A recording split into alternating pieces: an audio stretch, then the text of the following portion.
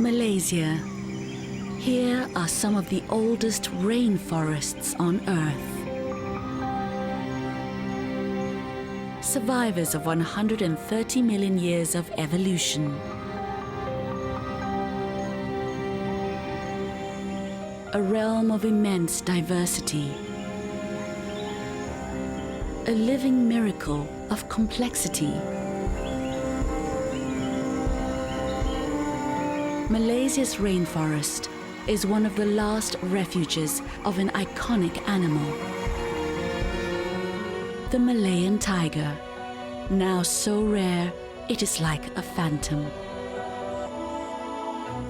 Tigers are exquisitely adapted to survive in the forbidding world of the rainforest.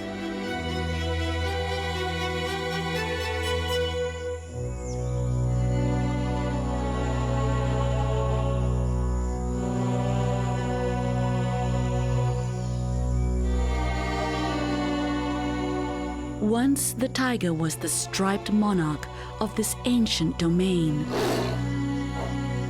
Now, the striped hunter has become the hunted. Poachers trespass into the land of the tiger to trap, kill, and sell their prey. For the tiger and its organs are some of the most valuable commodities on Earth. Today, the Malayan tiger is on the very brink of extinction. But now in Malaysia, the fight is on to save this remarkable creature. Meet the men and women on the front line. Field biologists carrying out a definitive new nationwide survey of tiger numbers in the most challenging conditions. Setting up thousands of camera traps over a period of 5 years to determine how many survive and where. Expert researchers are dissecting the secrets of this extraordinary animal. Conservationists are hoping to wake up the world to the plight of its tigers. And rangers are patrolling the jungle to protect the tiger from poachers. It is a race against time for the last tigers of Malaysia.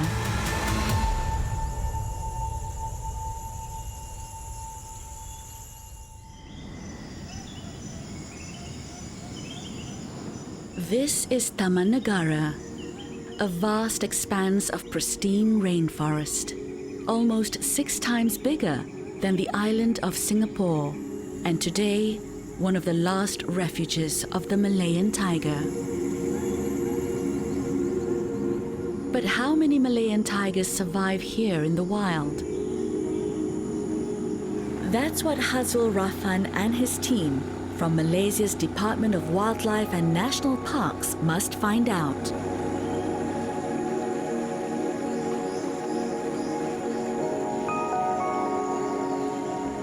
Hazril is head of the department's Tiger Unit.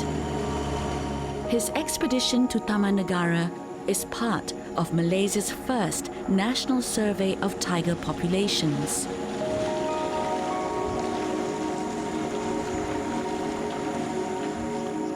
The National Tiger Survey is so ambitious.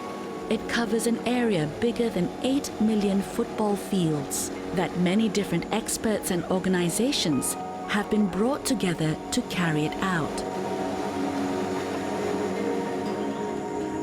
If the tiger is to be saved, it is essential to find out how many still survive in the wild and where. To make his contribution to the survey, Hazril must venture deep into Taman Negara.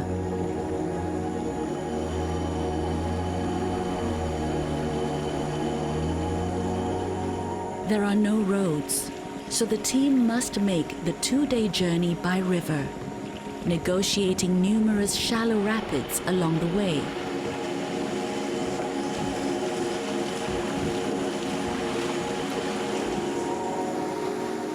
Rocky barriers force the team to disembark and drag the heavy canoes by hand.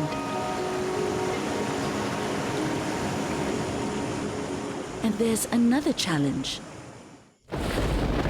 Taman Negara is so vast that it creates its own weather system.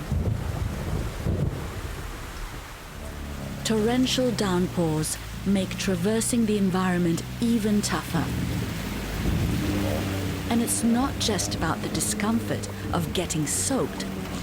Downpours can cause dangerous flash floods. So, the team retreats to the safety of the riverbank to make camp for the night.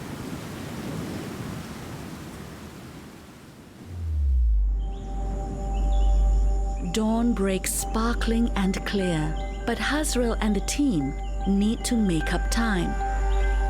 The known habitat of the tigers is still 8 hours away, if they don't run into any obstacles. But the team soon discover the power of the rain here, and for hours they must battle to clear the way ahead.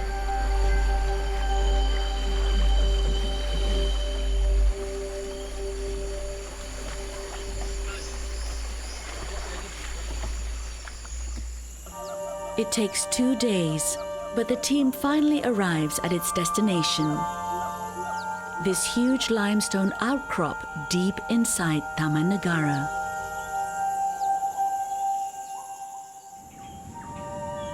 They have entered the realm of the Malayan tiger. Formed through the deposition of corals and marine invertebrates, the limestone terrain is a reminder that hundreds of millions of years ago, this was the floor of a long-vanished ocean. The rock towers are latticed with a network of passages and enormous caves. For many thousands of years, this has been a refuge for tigers and their prey.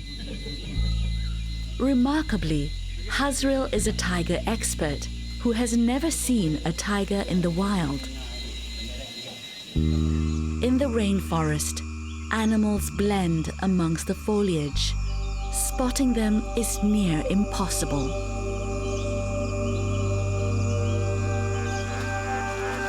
Now, Hazrel and his team must prepare to carry out their survey, a vital strategy in the fight to save the Malayan tiger.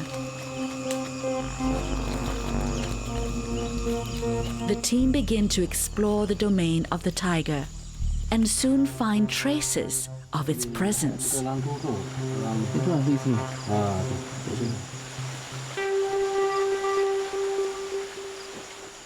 These are mammal bones, perhaps a meal for a baby tiger.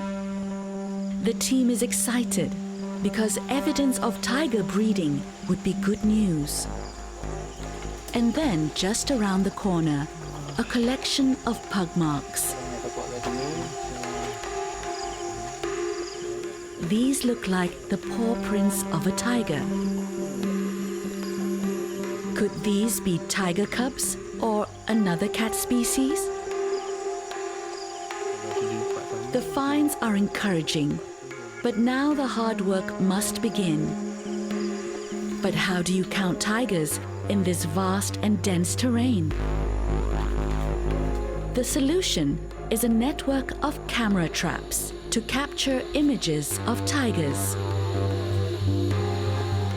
These cameras use heat and motion sensors to detect animals walking past. The team will set up camera traps in at least 400 locations in Taman Negara. This network of camera traps will provide more images of the elusive tigers than ever captured before.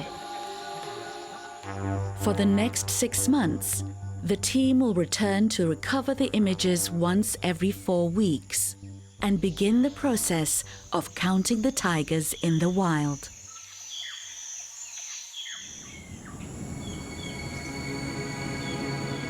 Hazrel and his team will set up their network of camera traps in the most pristine forests of Malaysia. But very few areas remain untouched. The majority of the rainforest has been logged. Can tigers survive here too?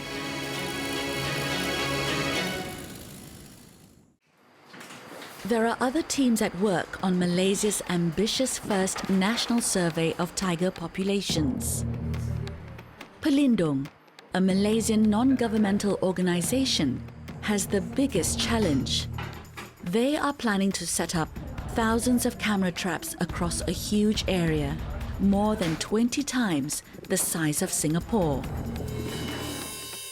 Pelindung's target area is the main range and northern forests, much of it set aside for timber production.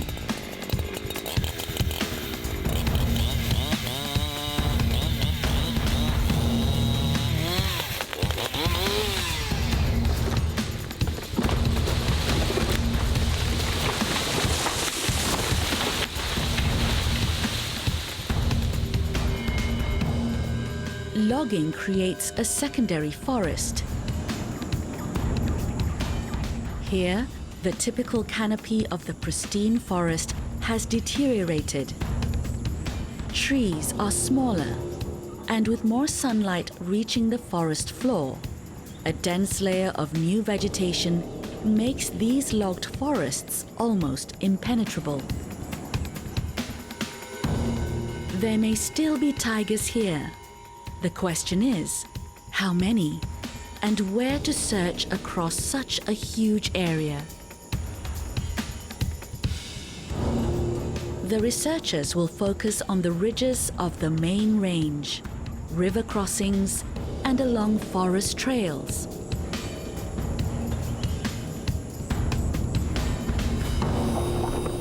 The team is led by Liang Song Hong, a veteran tiger expert. The area to cover is so large that the researchers must divide it into smaller survey grids. This particular site is the size of 500,000 football fields with more than 500 camera trap locations. To reach their target survey area, Hong and the team follow old logging tracks through the forest. But there's been heavy rain, and the condition of the tracks is worsening.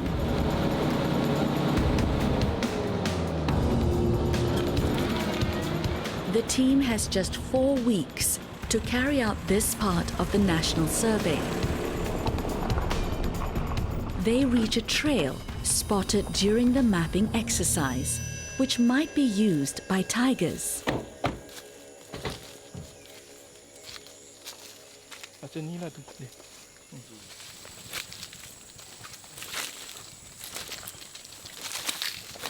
And yes, right here, a tree with tiger claw marks.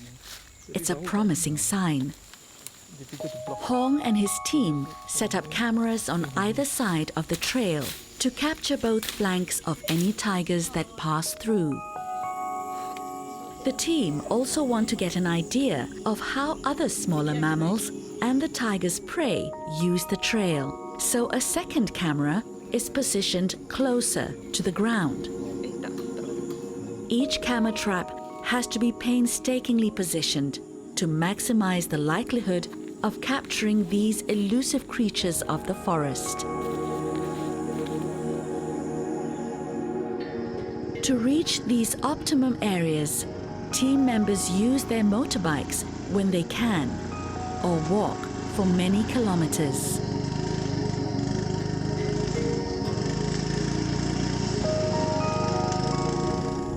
Then it's a slippery climb in treacherous conditions to reach the most remote sites, deep in the rainforest. As the different teams involved in Malaysia's National Tiger Survey crisscross the rainforest to set their camera traps, they encounter for themselves the harsh realities of the battle to save the tiger.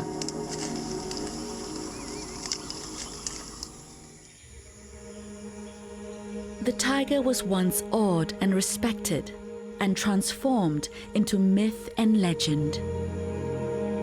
But for over a century, conservationists have tracked the precipitous decline of the world's largest cat across its Asian range.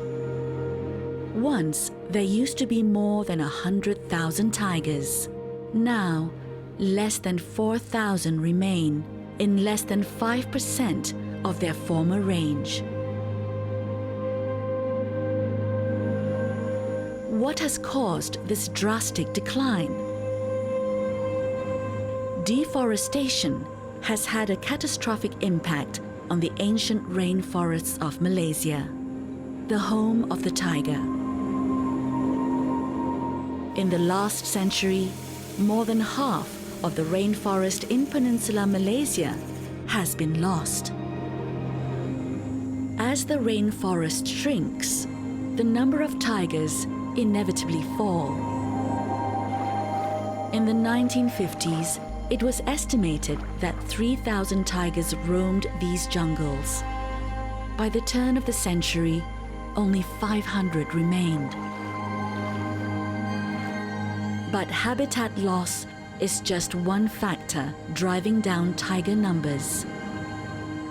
The tiger's most deadly enemy today is poachers. While local Malaysians are often involved in poaching, the most dangerous gangs come from Thailand, Cambodia, and Vietnam. They are often connected to organized international crime networks. These international poachers will infiltrate the jungle and stay for months at a time, laying hundreds of traps. Made from steel cables, they are perfectly camouflaged. Poachers will then wait for their prey.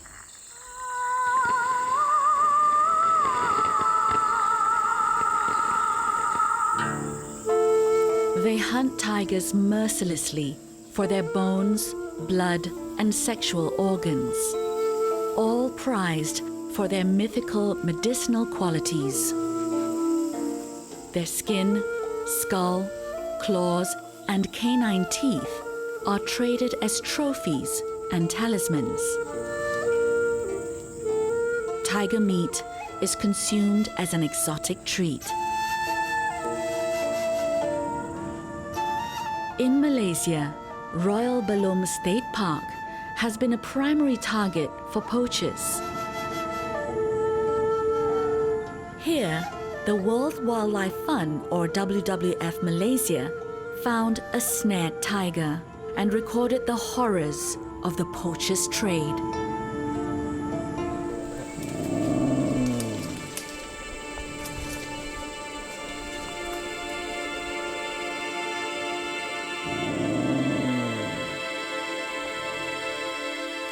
Experts from the Department of Wildlife and National Parks rushed to the scene. Could the tiger be saved? When a tiger falls into a trap, it is extremely confused and shocked.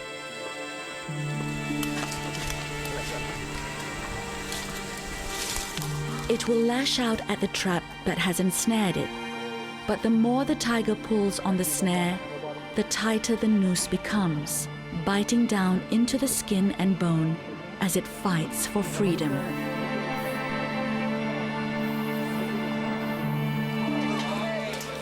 This tiger had been trapped for at least 2 days, suffering these agonizing wounds. The department's team battled for the tiger's life, but in vain.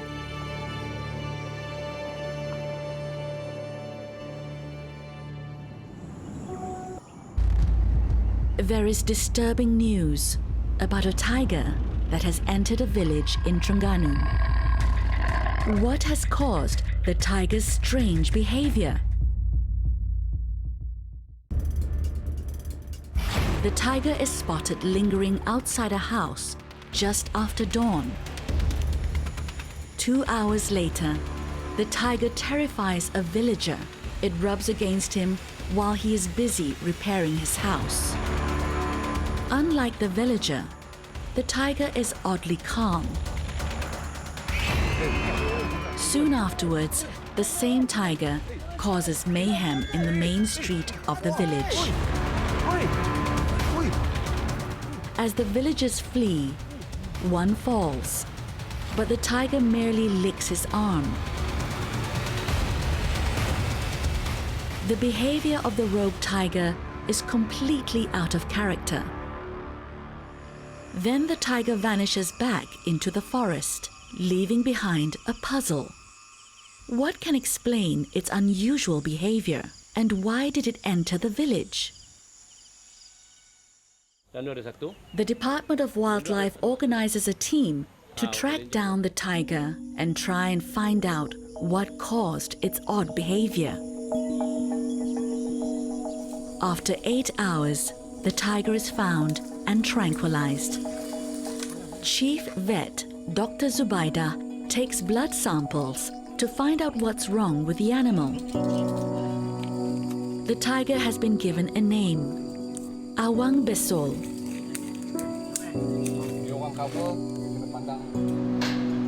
Awang is taken to the National Wildlife Rescue Center.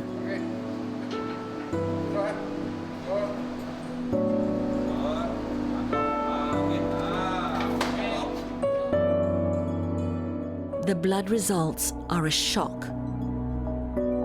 Awang Basol is suffering from a disease that usually afflicts dogs.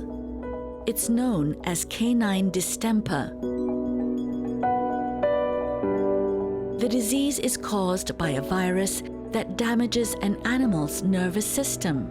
That's why Awang Basol was behaving so strangely.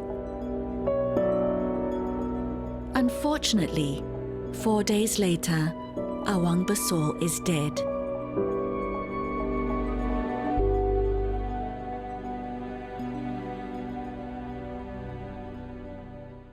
Department of Wildlife is exploring new options in a bid to maintain tiger populations and genetic diversity.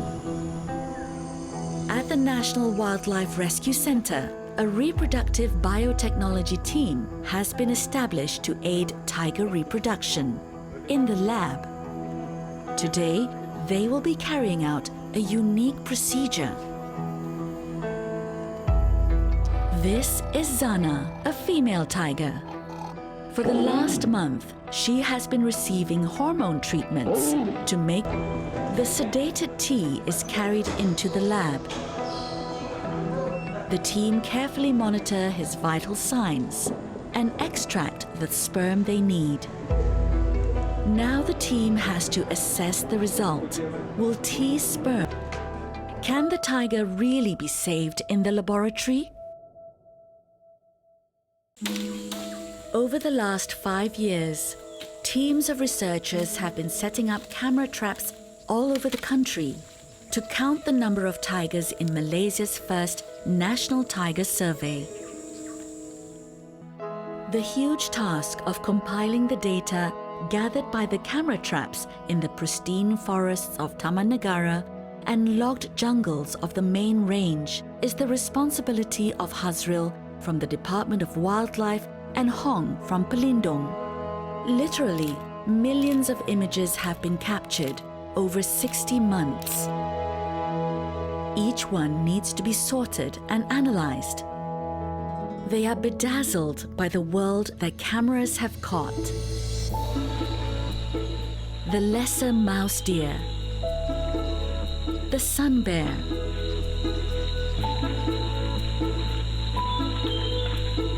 doles or wild dogs, the binturong, a yellow-throated marten,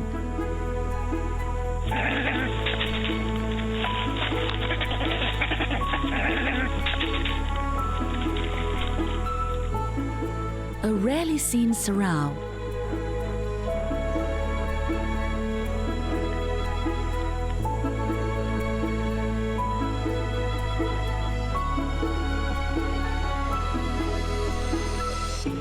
a troop of pig-tailed macaques, a large Indian civet, a crab-eating mongoose, a crested fireback, an Argus pheasant,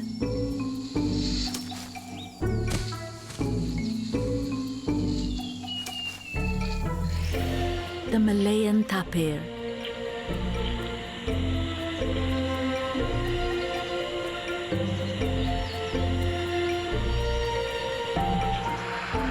and the Asian elephant.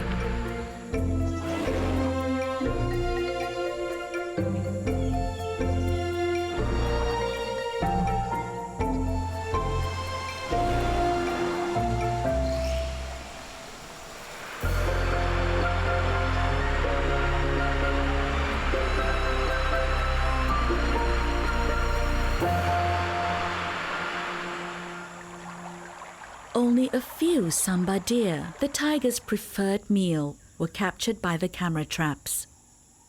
But muntjacs, a smaller deer species, was found in abundance in all the surveyed areas. Another tiger favorite is the wild pig. They are plentiful.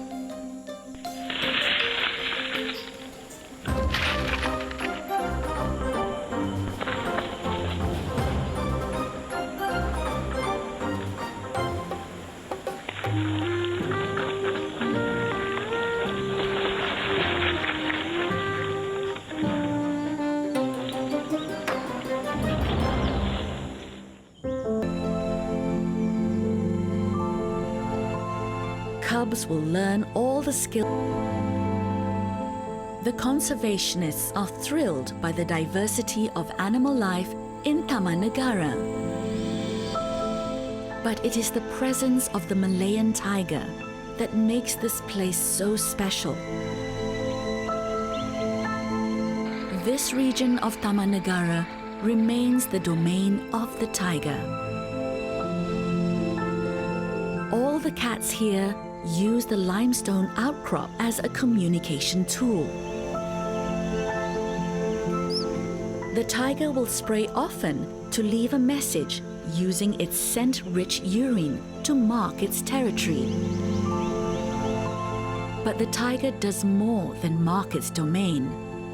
The scent identifies its owner as male or female, local or alien to the region. It also signals. Hong and his team now turn to the data from logged forests. Do tigers prowl here? There's exciting data in the camera trap images. A male and a female tiger are caught on several occasions.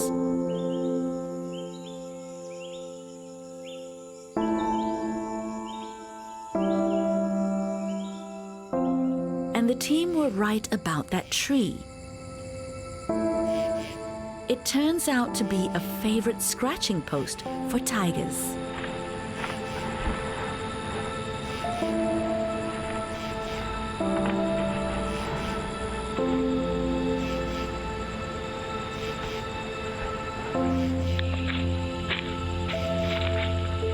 The camera trap images show that this is an active logging road, so the tiger population may be under threat.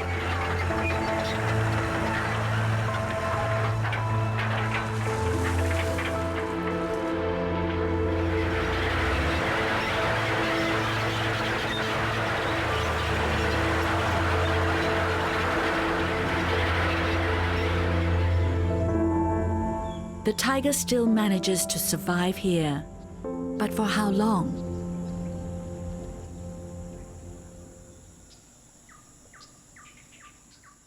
And the camera trap images reveal more bad news. Poachers are still rampant.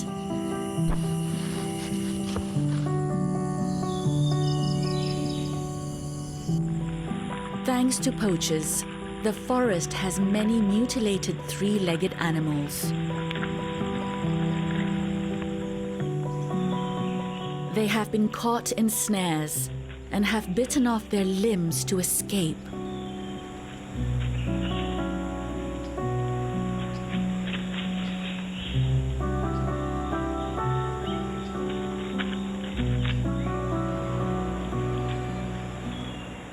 Even our Malayan tiger is not spared.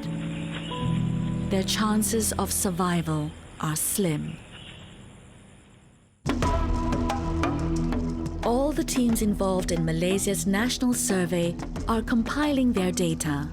They have lots of pictures of tigers, but could they be of the same tiger? Remarkably, tiger stripes are like human fingerprints. So, by rigorously analyzing the stripes and other identifying marks, the researchers can identify and accurately count the number of individual tigers. And the results are shocking. The data shows that tiger numbers in Malaysia have plummeted to less than 150 in the wild. Could these now be Malaysia's last tigers?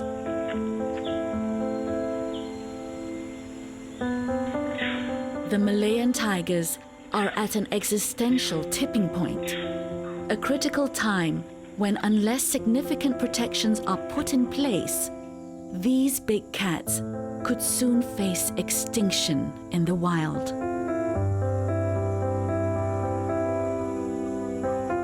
This is the time to step up, or Malaysia will lose the battle for the tiger.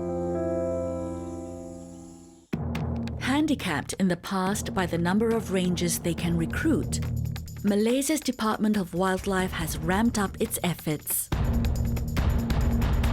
Dedicated teams of rangers are deployed into known hunting hotspots where poachers cause so much damage.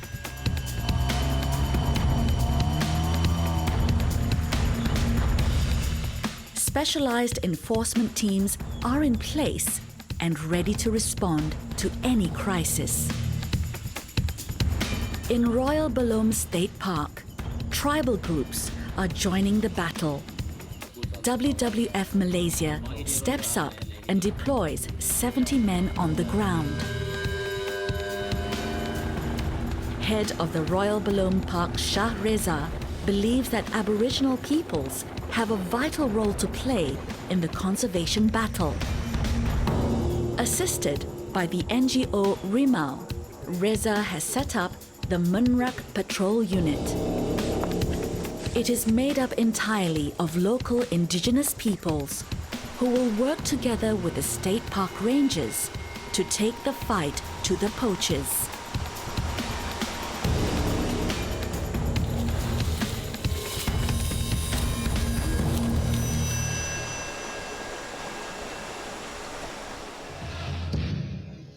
The survey results have also galvanized the Royal Malaysian Police to join forces with the Department of Wildlife to help save the nation's icon. They will also draw on the expertise of the Aboriginal peoples. These men belong to the Sonoy Prak, an elite force that became famous fighting communists in the rainforest in the 1950s. These warriors know the rainforest and its animals intimately and are expert trackers. Today, they are being deployed to patrol the jungles of Malaysia with the Wildlife Department's rangers in the fight to save the tiger.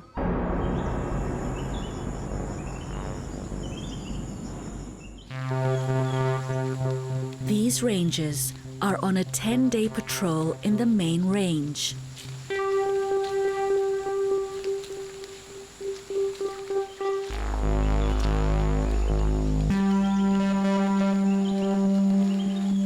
The jungle perfectly camouflages the rangers.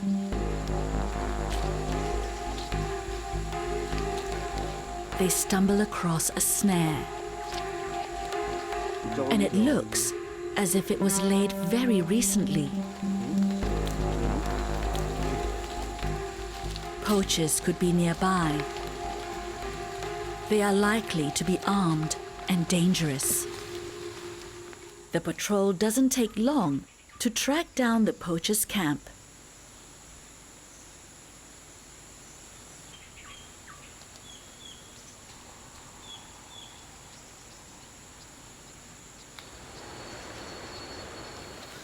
The camp is quickly surrounded.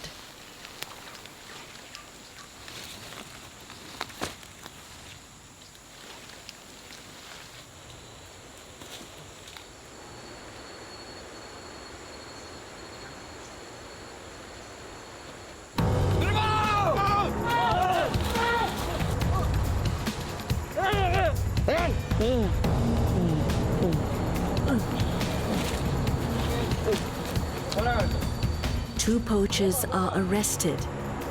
They are both Vietnamese. The rangers find the poachers' tools and incriminating tiger parts in the camp. The snares are identical to the one the patrol found earlier. In the last year, raids like this have netted poachers from Malaysia and all over Asia. The arrests are proof that an international criminal network poses a deadly danger to Malaysia's tigers. For Malaysia's tiger experts and conservationists, there's good news and bad news. The National Tiger Survey has showcased the amazing biodiversity that still remains in Malaysia's rainforest. But the survey has also confirmed that unprecedented levels of poaching have devastated tiger populations, even wiping them out in certain forest areas. Tigers are more than just a magnificent animal. They are essential for the integrity of the rainforest ecosystem. As top predators, they keep populations of prey species in check. A balanced ecosystem is not only important for wildlife, but for people too.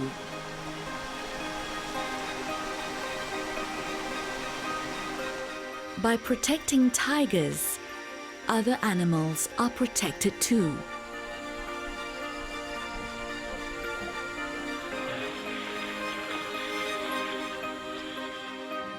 Tigers need vast areas to roam, so large, intact forests must be preserved for tiger conservation.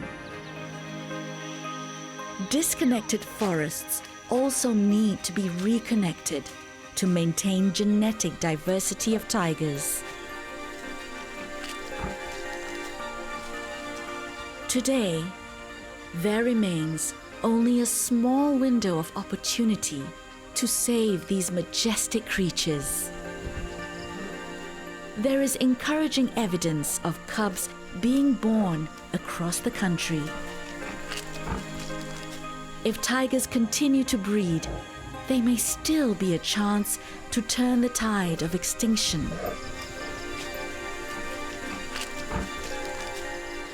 Malaysians refuse to give up their commitment to the tiger. The Department of Wildlife, the police and conservationists are fighting the tiger's enemies on the front line of the rainforest and coming up with innovative techniques to save the tiger. The battle is far from over. If the tiger no longer burns bright in Malaysia's ancient rainforests, the character of our land and our nation will be impoverished forever.